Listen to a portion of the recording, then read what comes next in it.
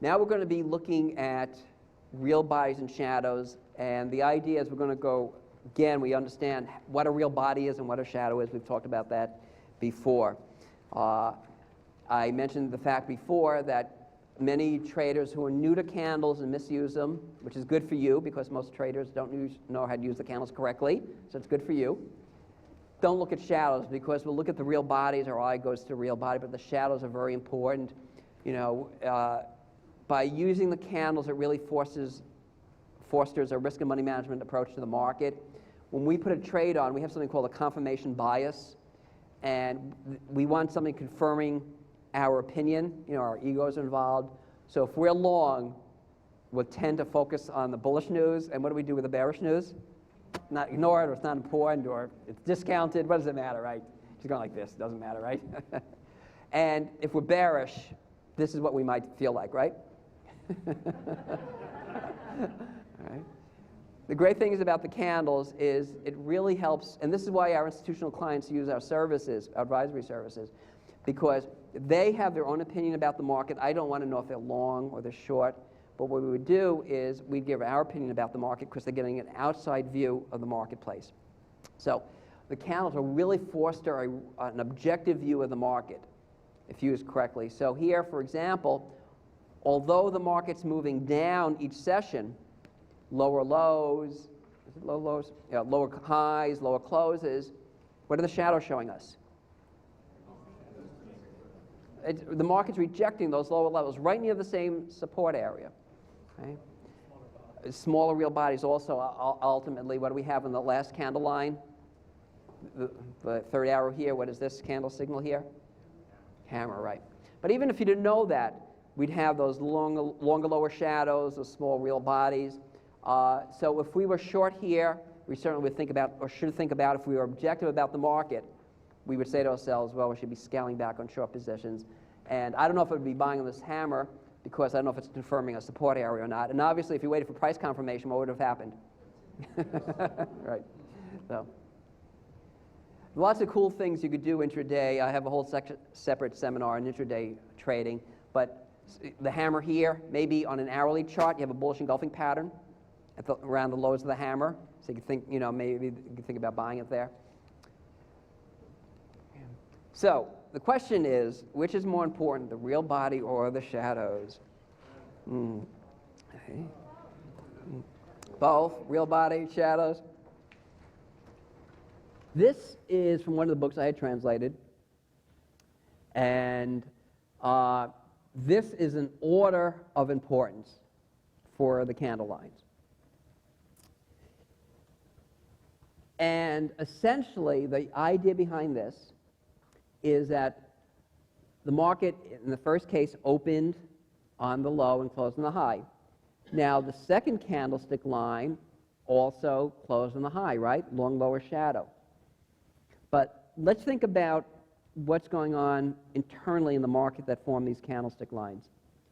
The market opened on the low and closed on the high. The second candlestick line, did the market open on the low? It opened higher. What happened during the session? Came down. What happened by the end of the session? Came back. That's a positive, but think about this. Which is more positive? Where the market opens on the low and doesn't go down any lower during the rest of the session? Or a market that opens here, breaks, and then comes back? To me, it's the first one. The market has no retracement at all from the opening. So the answer to the question is, which is more important, the real body or the shadows? It would be the real body. And so what I've done is took this to a next extreme, because one of the things that I'm asked a lot is if the patterns or signals were grouped logically. So we're going to be doing this for single candlestick lines. We're going to be doing it with double candlestick lines. So what I've done is we have what I call a white real body shadow progression, and we're going to do this with the black real body also. So this is the order of importance. Nobody else has this. This is the order of importance of single candlestick lines. So what we're doing is we have different size white real bodies and different shadows. So we're just going to go through these pretty quickly. Again, you have this in your handout.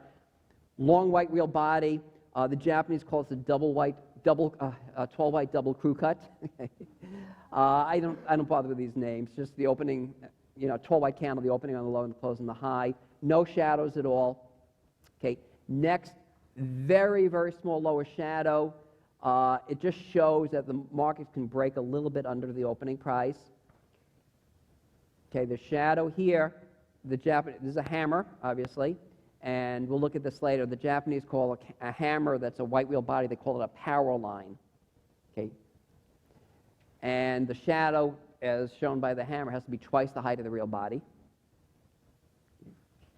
And here we have some shadows. The upper shadow, doesn't matter about the lower shadow. Here we're starting to get an upper shadow, 25% or less of the real body. Now, this is a hammer-like line, but what about the length of the shadow? It's less than twice the height, right. So, okay, here's the same, it's the same as line 4, but we're getting a little bit longer upper shadow. And as we get into more neutral candle lines, so although this is a white real body, notice that the shadow is about the same size as the white real body. So although it's a white real body, the market's rejecting, it's coming off the highs enough, it's about the same size as the real body. Then, of course, we have what is this? The nickname the Japanese give to a small real body? Spinning top. The Japanese, actually, I like the expression, you see where it says Nissen notes, it says a drifting market. It's a really great way of putting it. And then we start getting into the less bullish and actually bearish candle patterns where we have an upper shadow from 1 to less than 2 times the height of the real body. Because if it's more than twice the height of the real body, what does it become? Shooting star. Okay, so this is a nice way of seeing which is the more bullish to less bullish. Okay, candle. It's a nice logical progression. Again, it's the first time. You like this? Yeah. Okay. Spent a lot of time on this. Gosh, yeah. And yeah, actually for the stuff for the seminar, it was like 9 months, a year of research. I had new translations done. Looked at thousands of charts. I came up with this, and again, based on a lot of your feedback, make you put these in order. So I thought, what's the best way to do it? So I went through my old translations, and I just reanalyzed them through a perspective of another 30 years' experience and your input, and said, hey, this is something that would fit in with this need. So, Steve, this is great. This is one of the questions I had in mind coming to the seminar. Is what is your order of prioritization of single, double, and triple candlestick signals? So now that you've given us the single, I'm asking about the double and the triple. Okay, the double and the triple. We'll go through the doubles later. The triple, because I have nothing new on the evening and morning stars, I'm not going to be talking about that. But I'm going to show you some really neat things on the order of priority. If you like this, wait till you see what you get with the double candlestick lines. The order of priority, it's really, really cool. Maybe I should wait for my question, because if you go to the double, my question was going to be, yeah, is with a double, would you buy more on 1 and not as much on 4?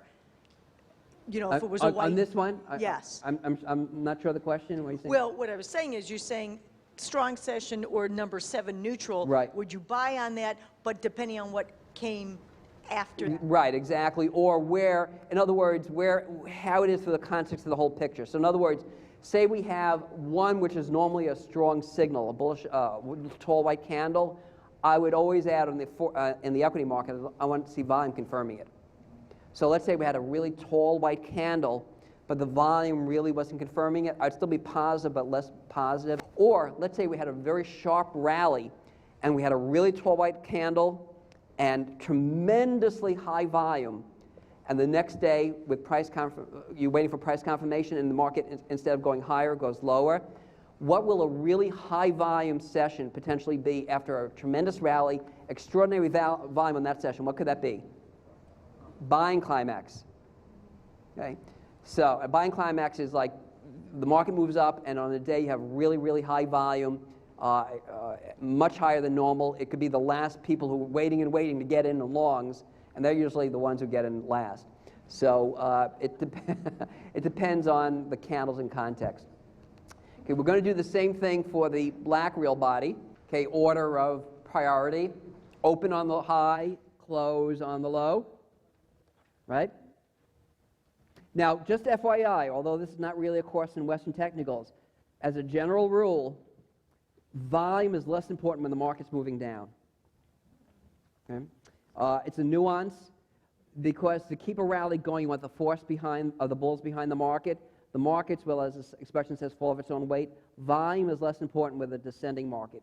It's also good, for confirmation if you want to use volume, but it's not as important. In other words, for a tall white candle, I want to see high volume. With a long black real body, I don't have to see big volume on the long black real body to be nervous.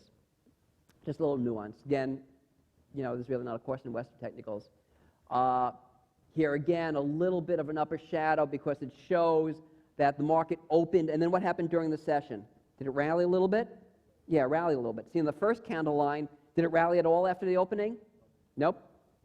It never was able to get above the opening price on candle line 1. Obviously a shooting star. Okay. And the same thing here. We have a little upper shadow, lower shadow I should say, 25% or less of the real body. And this is like a shooting star, but the difference is that the upper shadow is less than twice the height of the real body. Same thing here. Okay, the lower shadow is a little bit longer. Now, what are we starting to see with the bullish action? What's happening? A little bit more rejection of lower levels, right? So as my notes say, the Nissen notes shows increasing demand and price rejection at lower levels. Same thing here, but now we're having a long lower shadow. So although it's a black real body, the rally really kind of neutralizes because the height of the rally, the extent of the rally from the lows kind of neutralizes a lot of the black real body. And this is a great expression. Gives a slight fearful feeling to the bears. The Japanese have such great expressions. Okay, spinning top, once again, a drifting market. Okay, now we're starting to get towards, with a lower shadow, getting towards what? What is this candle pattern? A hammer, right. So we're not quite there yet. The lower shadow is less than 2 times the height of the real body. Okay? And then, obviously, the hammer. Okay? So in this session, in this little short session here, we've kind of gone through candle progression.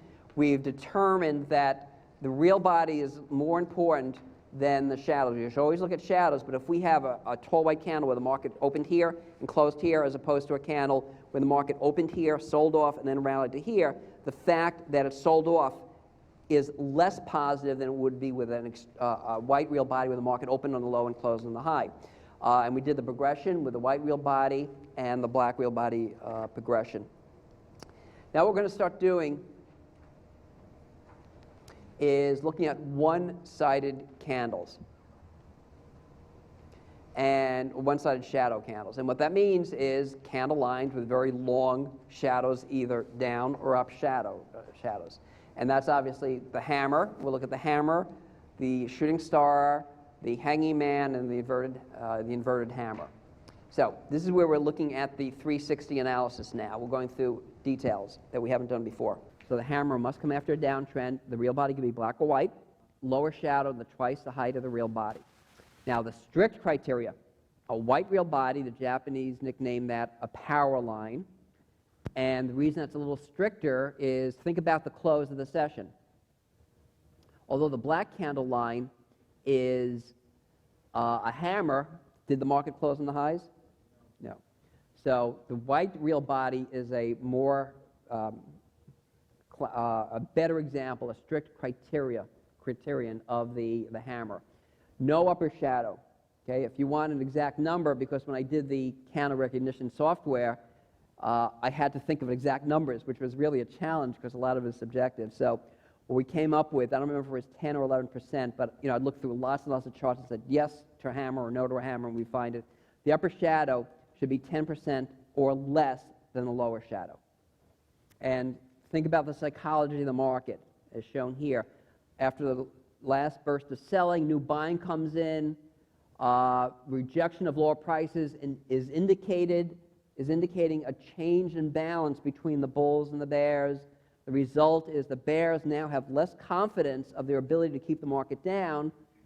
And what's happening to the bulls' confidence? getting a little higher, right? Okay, all in one candlestick line. Support and momentum trading. And support and momentum come hand in hand. And the reason for that is because by using the candlestick signals as potential support or resistance areas, if the market breaks above that support or resistance area, we then shift into momentum mode. So the law of the hammer should be a support area based on the close. If the market breaks under the law of the hammer, for you momentum traders, you could think about selling it. So you're using the law of the hammer in two ways. For those who buy, that's your stop out level. And for those who want to trade a momentum, you'd wait for a move, a close under the law of the hammer to do a bearish momentum trade. Okay, any questions on that? Make sense?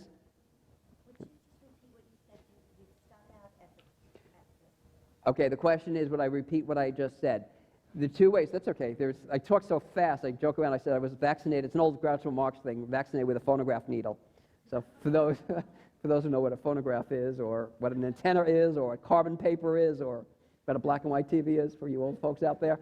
We were watching old movies when I was a kid, and so I was telling my kid, Evan and Rebecca, I said, you realize there was no computers back then? And I think it was Rebecca, she said, but at least you had AOL, didn't you? And, and I said, we didn't have AOL. And she was like, no AOL? No AOL. And she said, what did you do if you went home late on a date? How did you call your parents? And he said, you had to find a telephone booth. What's a telephone booth, right? But she said, you had no cell phone? And she said, I mean, this is a very creative woman now. I mean, and she said she couldn't visualize a world without cell phones. She said, no cell phones? And I told her when we were calling somebody else's house when I was a kid, we used to let the phone ring 10 times because there was one phone in the house, right? You had to wait for the person to answer the phone. Now if it rings more than twice, we get all upset. So very different perspective. She needs to read the History Channel. So again, let me repeat so the law of the hammer, and this is going to be true for all the pretty much all the candlestick signals that we could use as support or resistance, and many of them we can't, and we'll go through that. The law of the hammer is a potential support area. So now we can do two things with it. If it's a potential support area, if we're long and the market closes under the law of the hammer, if you're long, you're wrong. That's your exit price. If the market, if you say you're flat and you prefer to sell in a weakness, for whatever reason, maybe you're fundamentally bearish, okay?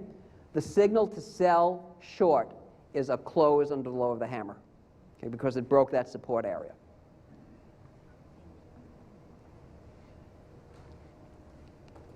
Okay, now we're getting into a little deeper insights here. Okay, as I mentioned before, the white real body hammer is called a power line. The upper shadow, 10% or less of the lower shadow. The more oversold and the longer the shadow, the higher degree of confidence. What's the downside with the longer the shadow? What happens to your buying price? You have a longer, lower shadow. Where are you buying? You're buying at a lower price or a higher price? Higher price, right. So increased probability, less profit potential. Okay, this is something new that I've found. This is my other, resources. That very often the market will retest the law of the hammer, and we're going to look at examples of that. I'd say a good 50 or 60% of the time the market makes a hammer. It might rally a little bit or trade sideways, but very often it gets into the lower shadow, and we're going to look at that in a couple of minutes. The bearish counterpart of the hammer is the shooting star. We're going to talk about the hanging man later. Okay, many of you familiar with the hanging man? People love asking about the hanging man. I'll tell you the downside with using a hanging man. To me, the opposite of the hammer is not the hanging man, it's the shooting star. Okay, and with all single candlestick lines, the pattern is going to be the same whether it's Forex or non-Forex. So this is the same signal in Forex. So I mentioned this before. This is one of my trading principles. I have about 14 or 15 of the trading principles. And a lot of them I'm incorporating today. I'm not calling them trading principles, but they're incorporated in my discussion today. We always have to take into account the trend of the market. I know many of you are familiar with it, but I really want to emphasize it because it's one of the things that really helps separate you from the competition. I've seen traders lose thousands of dollars by not understanding this simple concept, because many traders who misunderstand the candles will understand the shape of the line or the pattern, they'll know what a hammer looks like, but they forget about trend. You know, they'll trade with a doji in the middle of a trading range rather than the doji confirming a resistance area. So let's look at a case in point. Here we have 3 hammer-like lines. Then what I did was I just run them through the candle recognition software, and it comes up as green. So here, it's a little hard to see here. This is green, and this is green. These are hammers. See, it says this is a hammer. Why is that not a hammer? It's an uptrend. So those who don't own the knowledge will see that signal. They'll be buying it there exactly at the wrong time. It's not a hammer. And one of the good things you could do with the recognition software also is it could help confirm whether your view of a hammer is right or not. And because I put in, and this is proprietary, you know, I put in how I define uptrend and downtrend. And it's part of the program. So this hammer, even the second hammer was enough of a downtrend to define a hammer. As the real body gets smaller and smaller, with the hammer, we wind up with a dragonfly doji. Okay. And again, that's a doji with the open, the high, and the close are all on the high of the session. Okay, that's a little downtrend. The hammer, it should become a support area, and this is a case in point where the hammer will reach, in this case it did not test the lower part of the hammer's shadow. Here it did, and this is this is very common. And this would have been a great buying opportunity because notice how the hammer became a rock-solid support area. Here we have a hammer. And think about this hammer. Beautiful hammer, long lower shadow, but as you correctly pointed out before, you have a long lower shadow, but what's happening to your area where you would be buying? You're buying at a higher price. If you buy in this hammer, assuming, again, your target might be different, but assuming this is resistance here, would you be buying on that hammer? So here we have a hammer. Let's say this is our target. If you bought on this hammer, is that a good risk reward? No. Okay. So let's say here, now what's happening is the market retested the lows of the hammer. And so that could be a potential better buying opportunity because now you're closer to the stop out level. So the lows of the hammer are often retested. So for example here, and this long lower shadow, and this again is very typical. What will happen is if there is a really evident support area, like say the hammer support or multi-tested support area, what will happen is sometimes the market makers or the institutional traders will gun for those stops, all right? And what will happen is the market will get under the hammer intra-session, break under it, and if it gets back above the hammer, the hammer still support. That's why I normally like to wait for a close under the hammer, because sometimes the markets will gun for those, the market makers or floor traders, if you're trading futures, will gun for those stops there. Here we have a hammer. This was the lows. We saw the highs in Apple before. And these are the lows made in early '07. And this is, you know, one of those, if heaven drops a fig, open your mouth times. We have the hammer holding as support. And there's the hammer again. And I put a little longer term perspective on it. What is that hammer confirming? What's my favorite signal? A window. Look at that. Okay, this is before the rally to $200. You know, obviously, just because you have that doesn't mean the market's going to go, you know, from whatever it is, 75 or 80, mid-80s to 200. But this is what we look at. You have the hammer confirming a rising window. So you had two reasons for support, actually. You had the window, and you also had the hammer. So a really great trading opportunity. Here's another hammer in Apple. And this is a really important, this is one of the comments I got, oh gosh, probably 30 years, 25 years ago, when I was faxing back and forth to the Nippon Technical Analysts Association. This was pre-email. No AOL, right? This was pre-email. And so I would send out questions. I would make lots of questions, and they would take the Japanese traders and the head major banks, Daiichi, all the major financial firms, I should say all, about 4 or 5 of them, the head technical analysts were nice enough to work with me. And this kept on coming back in our conversations, our fax conversations, about knowing where you stand is just as important as the candlestick signal. And I call that candles in context. So here we have another hammer, and we saw the hammer before was a great buying opportunity. Why would this hammer not be a good buying opportunity? It's a resistance area, right? So again, you're going to have the advantage, whether you recognize the candle signals on your own or with the help of the recognition software. It'll call this a hammer, it'll call the other one we saw in Apple a hammer, but you trade very differently with them because of the market circumstances. And again, keep this in mind. This is really, really important, that candles are a tool. You cannot buy and sell every candlestick signal. You know, some candlestick signals testing came out great, some doesn't come out good, it doesn't matter. Buying and selling on every candlestick signal is, like the Japanese would say, like writing a number on water. Okay?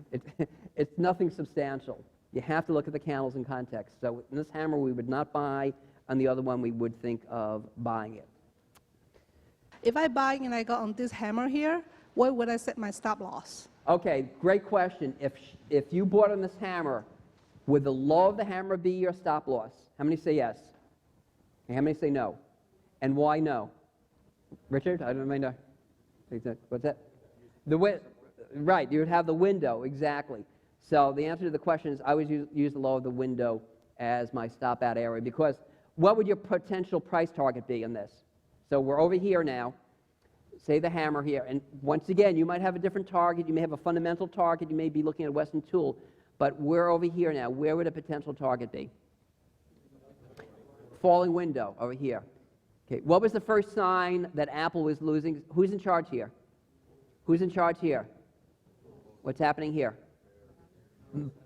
Trend, right. We've gone from up, and this is, once again, what the candles do. It doesn't predict the market's going to go down like it did. It's showing us that the market has changed in one session, and that's really very valuable information. And the final confirmation really came with the bearish engulfing pattern. We couldn't be too aggressive on the sell side. Why? See the rising window? See the rising window over here? But the doji and the bearish engulfing pattern certainly signs, if you're long, to exit. Okay, I wouldn't sell short because we still have the rising window over here. See that? But nonetheless, my potential resistance area would be, or target would be, the falling window. So this is a nice profit potential. I would be willing to risk it down there. If the profit potential was less, we'd have a tighter stop. We might use the low of the hammer as our stop out level. Now, momentum trading. So here we have a hammer. We actually had 2 hammers. Became support. To me, it looks like a good trade from the long side because the hammers, we had back-to-back, almost back-to-back hammers. If you're long, you're wrong. The market closes under the low of the hammer. So if you're long, you use that to exit your long positions. If you're flat and you like trading in the direction of the new trend, momentum trading, you would be selling it because the market broke. When you break a hammer support, you're breaking a support area. What do you do when you break support? Either get out of a long, or you can go into a momentum trade from the short side, right? So this is hammer low here. And for those familiar with box range breakouts, we're going to talk about that when we talk about advanced Western technicals. I love box ranges. You take the height of the box range, whichever way it breaks out, and that becomes your target. Same concept here.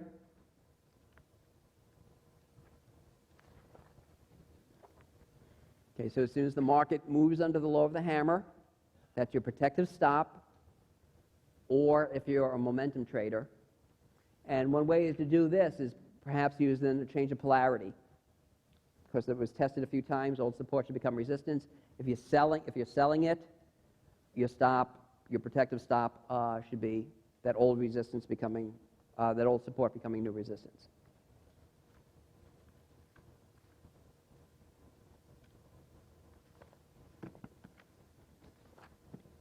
Any questions on the hammer?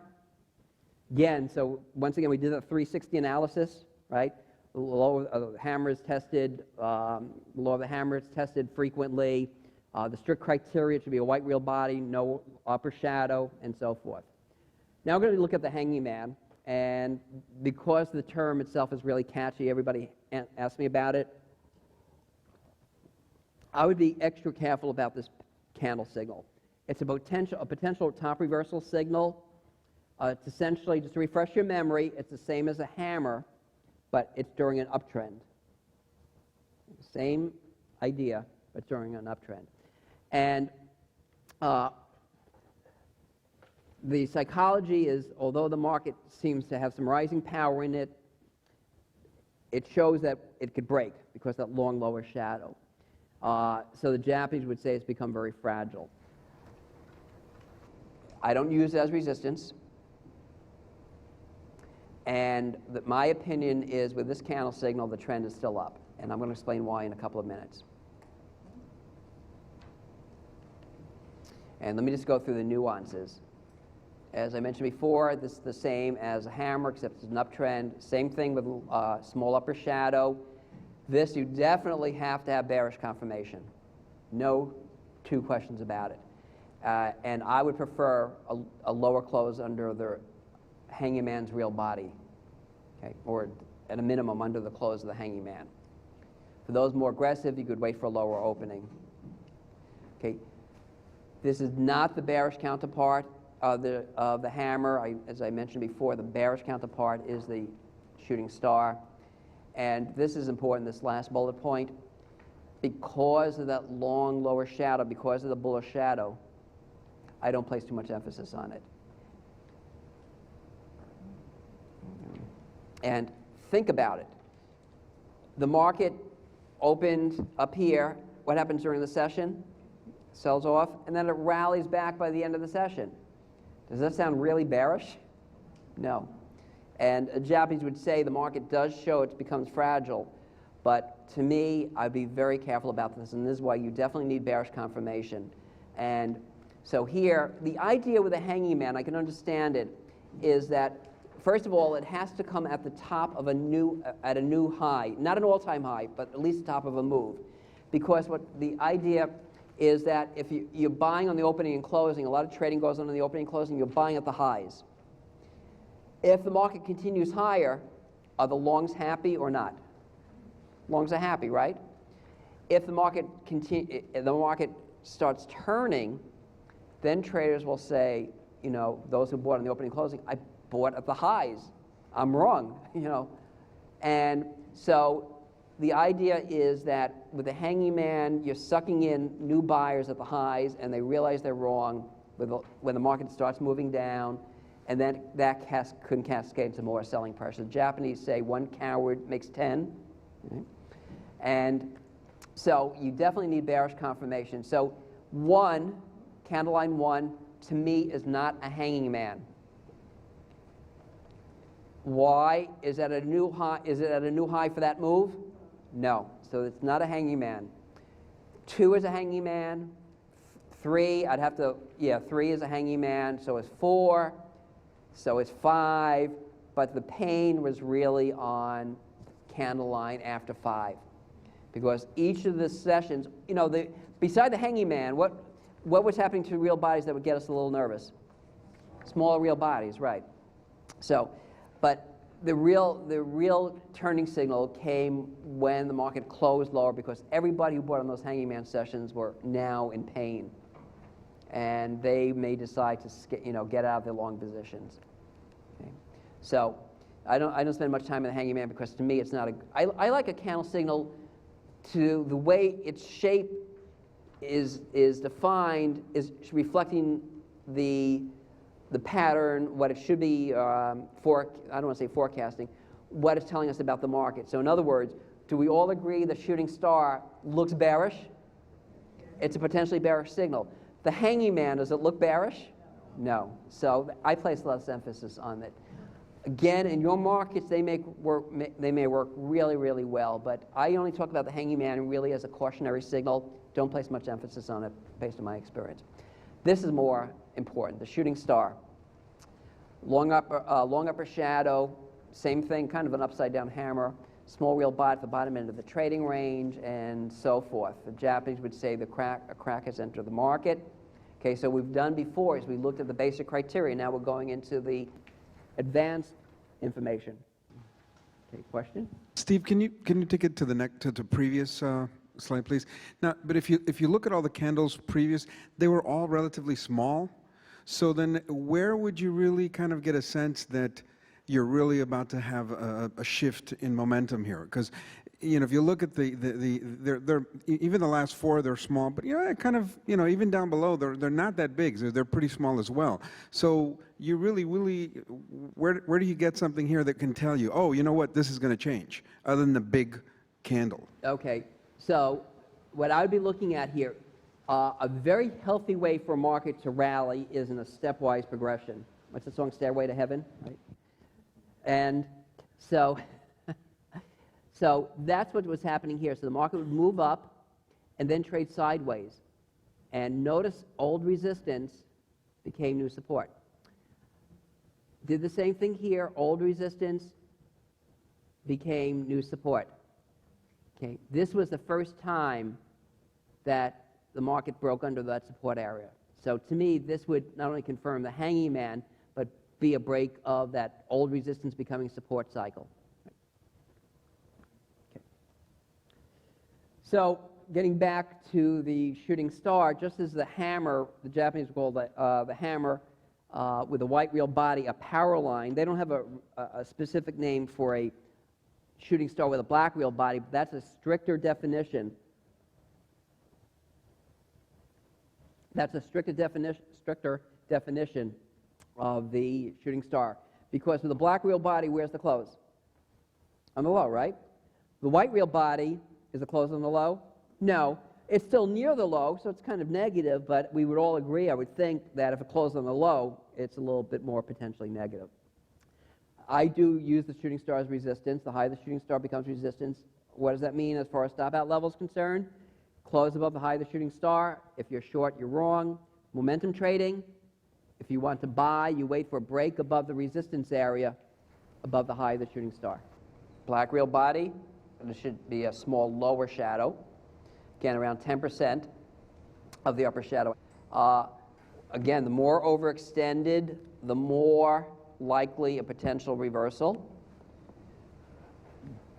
Now, from my experience, where the market will often retest the hammer, it doesn't do that with a shooting star.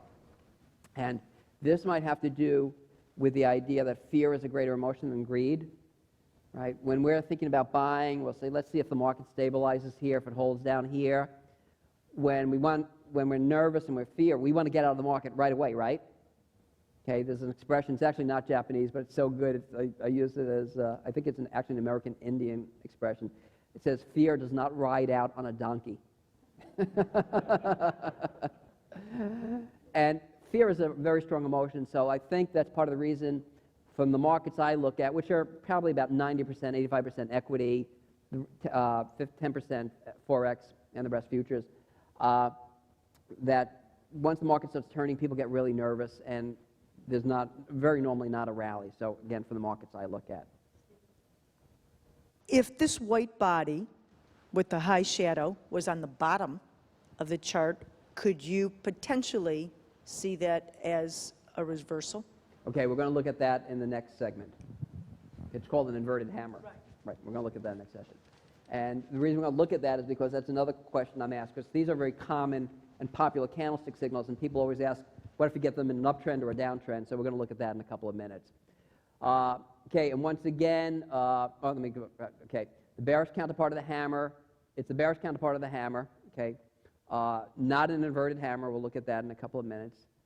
Okay, the shooting star with the opening, the low and the close, and low of the session is a gravestone doji. And for those who don't remember what that is, I'll have an example of a chart in a couple of minutes. As with all single candlestick lines, it's the same in Forex. In the next session, when we talk about the double candlestick lines, there will be subtle but important differences in Forex in the candle patterns. Okay, so here, this is, it's a little hard to see, but that shooting star is in red. Because if you do through the candle recognition, shooting stars, it'll be red. It'll be highlighted in red. And if you want to wait for price confirmation, every candlestick line I'm talking about, think about what we talked about price confirmation when we're talking about before I segued into the doji. You could sell in that shooting star, or you could wait for a move intraday or close under that shooting star to confirm it. This would not be a bad trade, because even if you waited for a close into the shooting star, you didn't give up much profit potential, right? Yeah. And I do use the high of the shooting star as a resistance area. Near the end of the close of the market, and you can see you're going to have a shooting star. I mean, all practical purposes, the last 10 minutes. Do you act on that at that time then, not waiting for the confirmation? Yeah, most of the, so I'm sorry, the question is, it's not a shooting star until the end of the session. So would you act on it even though it's not at the close yet? Okay, because there's two questions when you said confirmation. Confirmation, in other words, waiting for the close to confirm the candlestick signal, or price confirmation waiting for the next session. So I'm assuming you mean confirming the candlestick signal? Right, okay. So yeah, it's not an official candlestick signal until the end of the session. Most of the traders I know, institutional traders, will just do it right near the close. They won't wait for the close. On the retail side, a lot of traders will wait for the next session's opening, okay, because they may not be at the market, they may not be at their screen on the close of the session. So they'll do it on the next session's opening, saying, okay, yesterday was a hammer, and as long as it opens above there. Here we have a shooting star, and if you were waiting for price confirmation, did you get the price confirmation? Right. Nope. So you would have avoided going short there.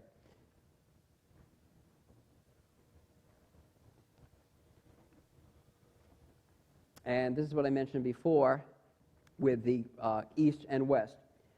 If we have a candlestick signal confirming a western signal, just as would these blue horizontal lines be resistance on a bar chart? Is it resistance on the candlestick chart? Of course. And as we know from the basic construction of the candlestick line needs open, high, low, and close, and so does the bar chart. So of course all western signals, even something as basic as a resistance area, can and should be used on a bar chart, on a candlestick chart, I'm sorry. So here we have a shooting star confirming a resistance area. If you wanted to wait for price confirmation, it really did not occur until this session here. But because the shooting star was confirming a resistance area, to me there's less reason for price confirmation, but it depends on your style. You might nibble from the short side, not being fully committed to all your positions, and then we'd have to think about the risk-reward. Maybe when the market, it looks like there's a little gap here, maybe when the market gaps down on the opening, you'd say to yourself, okay, that's bearish confirmation of the shooting star, because my target would be down here, and that would be bearish confirmation. Then you could scale into the rest of your short position. And if you're a momentum trader, what would you wait for? If you want to buy on strength, what has to happen? It has to close above the resistance area of the shooting star. So again, I do use the hammer as support. I use the shooting star as resistance. I don't use the hanging man as resistance. And I think we have another question. Is the valuation of these lost considerably on, let's say, the 3 to 5 minute charts? All right, about 3 and 5 minute charts, because my analysis is done for our clients, I look at the charts at the end of the day. I personally look at daily, 30, 60 minutes. Some of you may have my joint DVD seminar with Ken Calhoun, because that is just for, because Ken looks at 2-minute candle lines. And so he did a whole thing on using very short time frames, and he focuses on time and sales. And I came away with the idea of how important time and sales was. So I would think, again, I'm not speaking from my own experience, but just sitting on Ken's portion of our joint seminar, is that if you're looking on stocks, if you're looking at that time frame, you should be looking at time and sales. There are some neat things you could do with intraday. Again, I have a whole resource in intraday trading, but just FYI, especially if you're looking at that short time frame, I like the double and the triple candlestick signals. To me, the hammer or shooting star is just not enough. I need more substance. And I know a lot of traders, and I gave them this idea and they really like it, is they'll take support or resistance on the daily chart and throw it onto their intraday chart. And if they have a 5-minute candlestick signal confirming the support area based on the daily chart, they'll pull the trigger. Because a lot more traders look at support and resistance on the daily chart than they look at support and resistance on the 5-minute chart. So, okay, here we have a shooting star. And a close over here would be a bullish momentum trade, correct?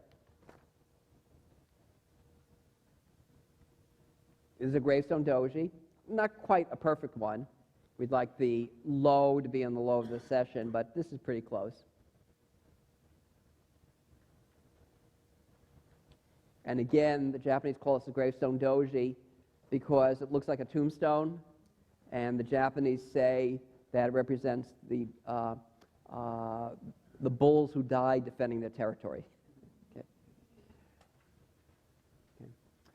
Now, I mentioned before that the Japanese said the personality of a market is like a person's face, and you're going to have nuances in your market other people don't know.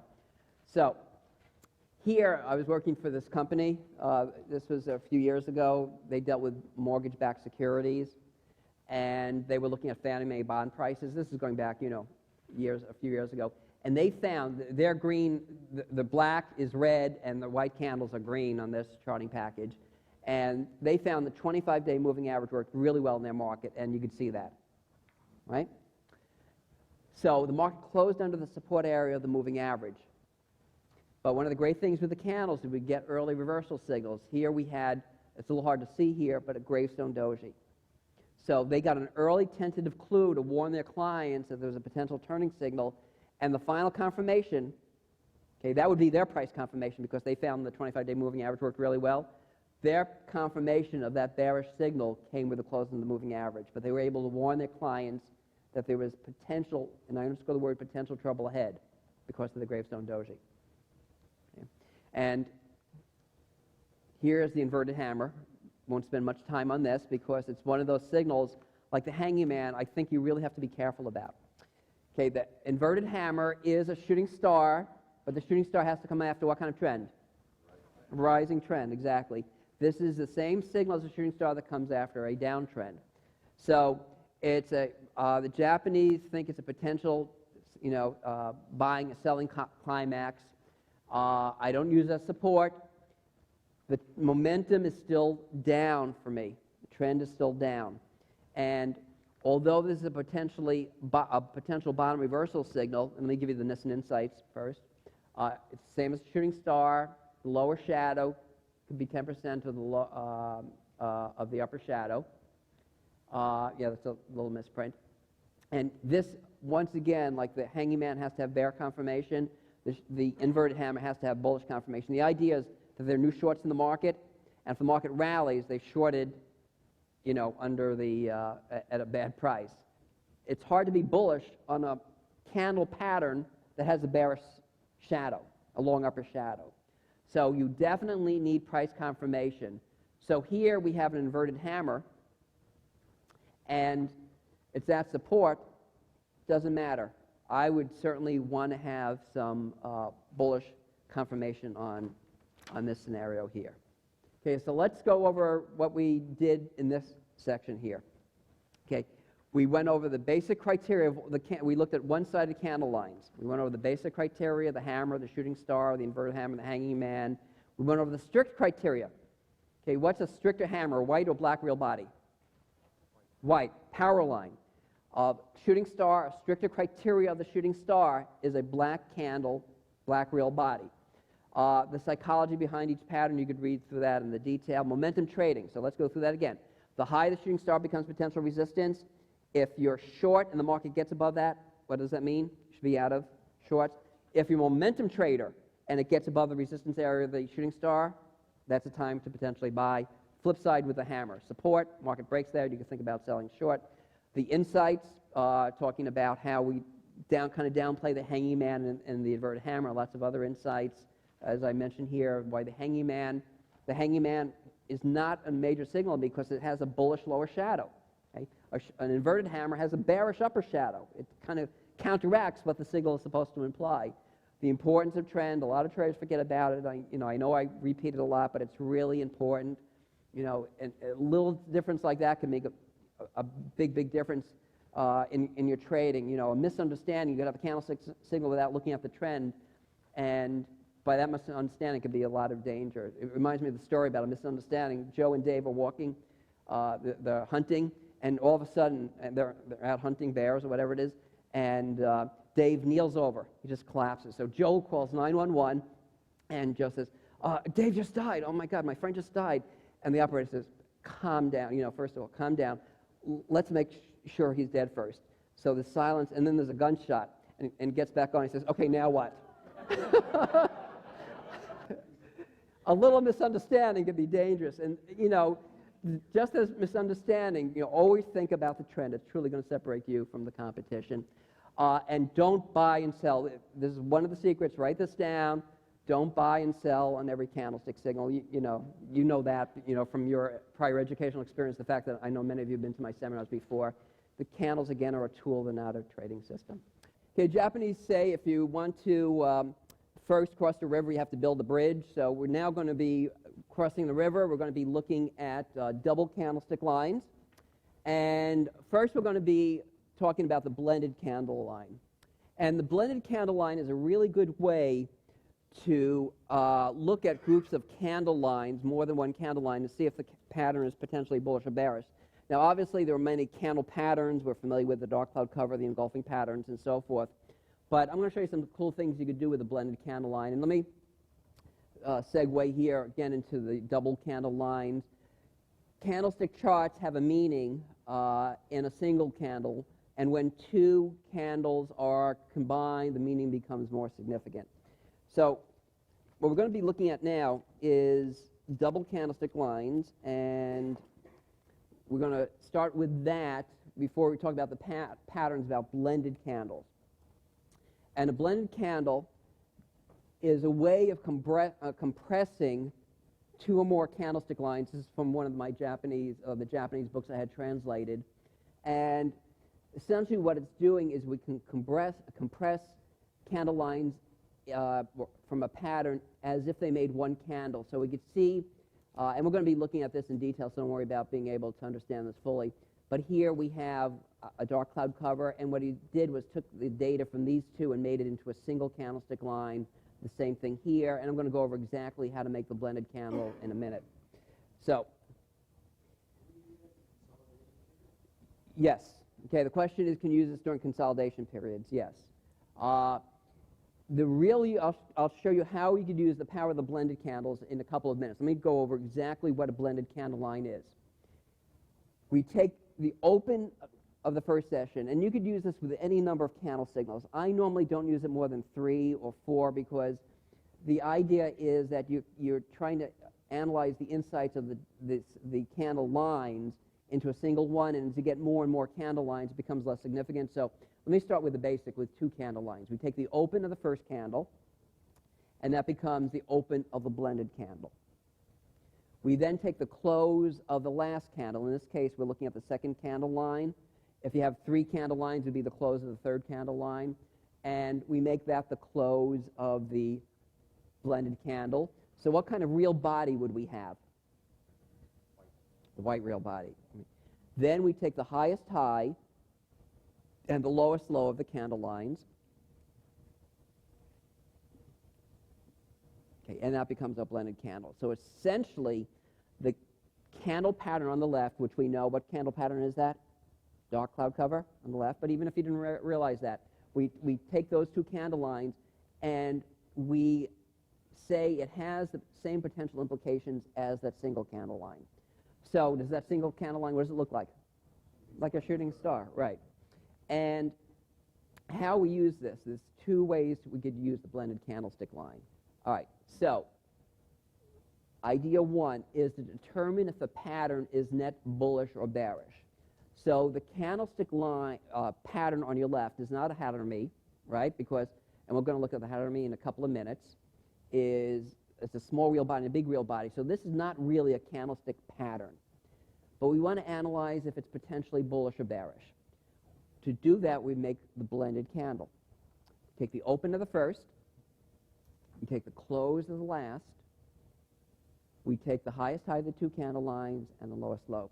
So essentially, the two candlestick lines equate in significance as far as market implications to this, okay, which is very similar to the shooting star, right? So although this is not a dark cloud cover, we would still view it probably as negatively because that black candle really got deeply into the white candle. So this is a really good way of combining more than one candlestick line. Also, now think about this. If we have, somebody had suggested a 5-minute chart, okay? If we have two 5-minute candle lines, what's a blended candle? A 10-minute. Okay, so this is the basic way to use it. Another way to use it is we looked at strict criteria of the single candlestick lines. We haven't looked at strict criteria of the double candlestick lines yet, but they're going to be stricter criteria of the candle patterns. And one way we can analyze use the blended candle is seeing if a candle line is less than strict, what it means, or less than perfect, what it means as far as market implications. So over here, okay, we recognize this as a dark cloud cover, right? And we can see how deeply the black candle closed into the white candle. And so by making the blended candle, we take the opening of the first, the close of the last, the highest high and lowest low. So we can see it looks like again, like a shooting star. But what do you think happens to and don't look at your handouts, what do you think happens to the real body when we have this line, when we have this pattern? What do you think is going to happen to the size of this white real body? It gets larger, right. So, see?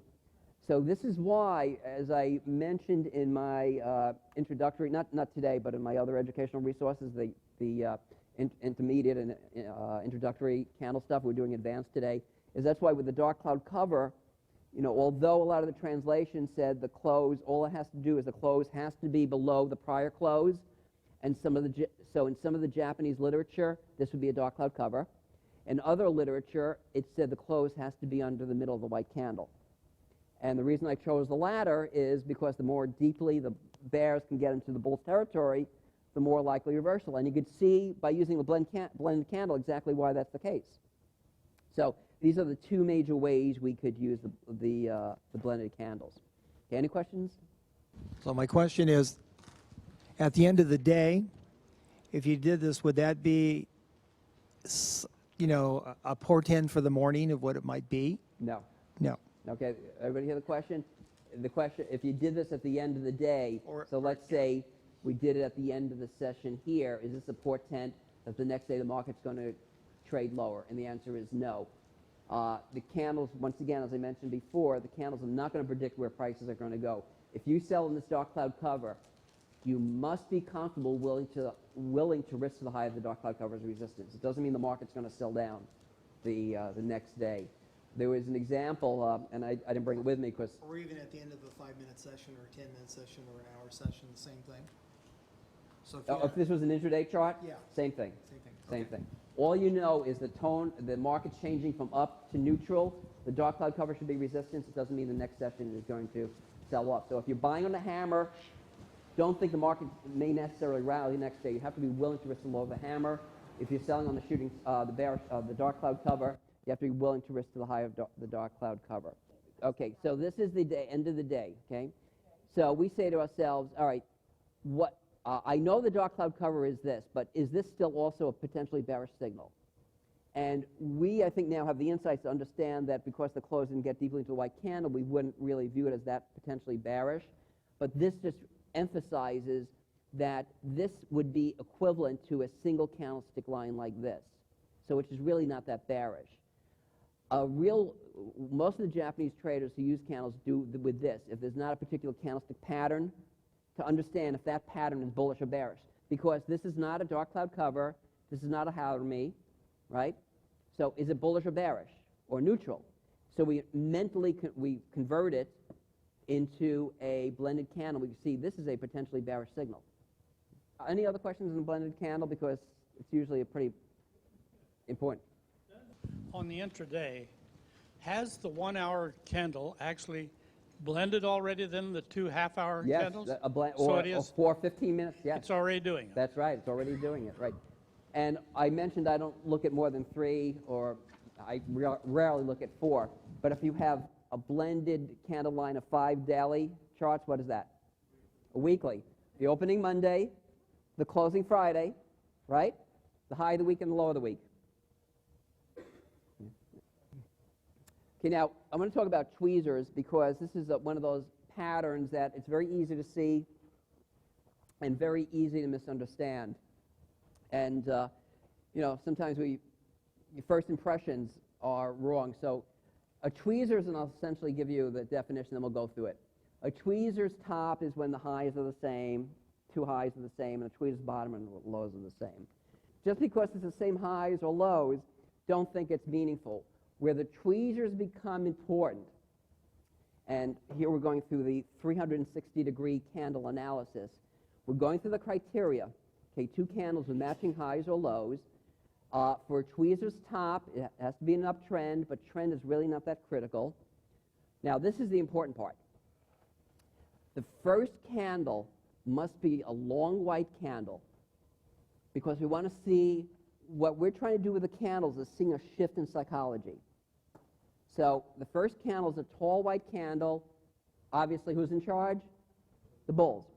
The second candle, and this is the important part, not only has to have the same high for it to be a tweezers to be important, but it also has to show a separation of trend. In other words, the second real body has to show us there's something different today than there was yesterday.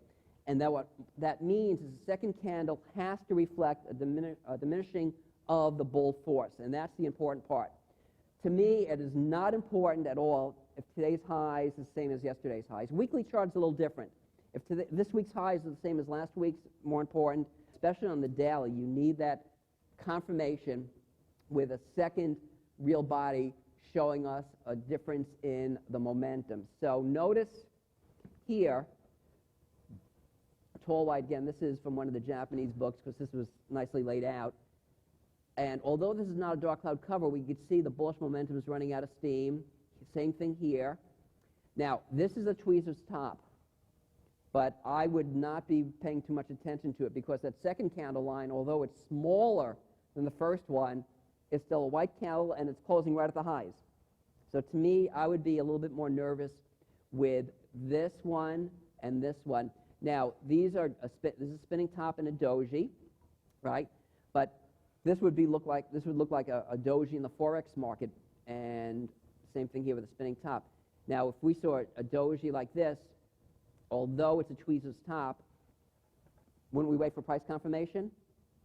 Right? Unless it was confirming resistance, but even then, it would be nicer to have price confirmation. But the idea of the tweezer's top, the first candle is a long white candle, the second candle is showing us a separation or something different. And the flip side, on the opposite side, with the tweezer's bottom, the lows are the same, but then we have something here. Like, for example, a tweezer's bottom, a hammer. A tweezer's bottom and a doji here. Again, I would probably wait for some bullish confirmation. A tweezer's bottom, not quite a piercing pattern, but nonetheless, is that second candle line showing us there's something different here than there was? Sure. Okay, here are some of the insights. And this makes sense, I would think. The more the second candle closes into the first candle, the more likely a reversal, right? So here, for example, see, this is a definition. This is a tweezer's bottom, but because the market closed on the lows of both sessions, I wouldn't pay much attention to it. Notice here, it's also a tweezer's bottom, but because of that second candle line, how many of us would be more positive than the other one, right? Because the market's closing more deeply into the black candle. So let me go through here. It's a minor pattern unless the second candle reversal that also emerges into the first candle is a potential reversal signal. So for example, here we have a hammer. Here, not quite a dark cloud cover, but if this got more into the white wheel body, it'd be a dark cloud cover. And so that's the way I would be using it. And the reason I wanted to talk about it is because I always hear about tweezers top and tweezers bottom. In and of themselves, they're not important unless something else is confirming that. So, for example, here, think this market had trouble near $8.20, long upper shadow here, okay, doji over here. This, to me, would be a pretty meaningful tweezers top. Okay, the highs are not exactly the same, but that doesn't matter. It could be a little bit off. But the point is, the highs were about the same, and what was that second candle line? A doji, right? Or it could have been a shooting star. So, to me, the most important thing is not so much that it's a tweezers top or tweezers bottom. It's important that that second candle line is confirming that the trend is running out of steam. Okay. Any questions on that? Okay. Because in Forex, it's a 24-hour market, wouldn't we have a tendency to get a ton of tweezer tops and bottoms in Forex, and therefore wouldn't they be far less meaningful? Okay, good question about the Forex. And because it's a 24-hour market, I'd have to think about it, but because the tweezers, we're comparing highs and lows, just because it's a 24-hour market doesn't mean the highs are going to be the same or the lows are going to be the same. Okay, because I'm not exactly sure why a 24-hour market would mean a tweezers top or tweezers bottom. Well, in your Forex material, Steve, you show how, for example, the close of the previous session will pretty much always be the open Right. of the next session. So if you have, like a black candle, or let's say we got a white candle followed by a black candle. So the white candle closes at the top, and if it's a shaven head, and then if the black candle opens at that high. same point, Right. at that high, and then goes down, then you have another shaven head, and those shaven heads will be at the same price level. So I'm just thinking, wouldn't you tend to get a lot of them in Forex because of that? So let's say it's a dark cloud cover. So we have a white Okay, candle. right. We close on the high here. Right. The next session, because of the 24-hour market, we're going to open, Right. and we're going to go over the Forex patterns in a minute. We open at the same as the prior close. Right. That would be a tweezers top. But the supposition is that they don't have that there's no rallies during the day. Right. Okay, here's a tweezers bottom, not a piercing pattern. For those who remember the essentials, why is that not a piercing pattern? It doesn't go through the middle of the black real body. And we'll be going over the piercing pattern. We'll go over the basic criteria in a couple of minutes for those who don't remember it, so don't get all nervous about it. But it's not a piercing pattern, but it's a tweezers bottom, and that's of minor import to me. More important is that the second line is showing a separation of trend from bearish to bullish. So, session here, what we learned, we're using a blended candle. We combine more than one candlestick line. We use the open of the first, the close of the last, the highest high, the lowest low of the number of the candlestick lines, and we make a single candlestick line into that. We analyze that single candlestick line to see if that pattern is potentially bullish or bearish, and we could use it to see if the pattern is more or less strict. So if you have a less than ideal dark cloud cover, you'd see it was a longer white real body when we make the blended candle. And we'll look at some examples later on. Tweezers top and bottoms, correct interpretation is don't place much emphasis on them. It's more important if the second candle line is showing us that there's a separation of trend.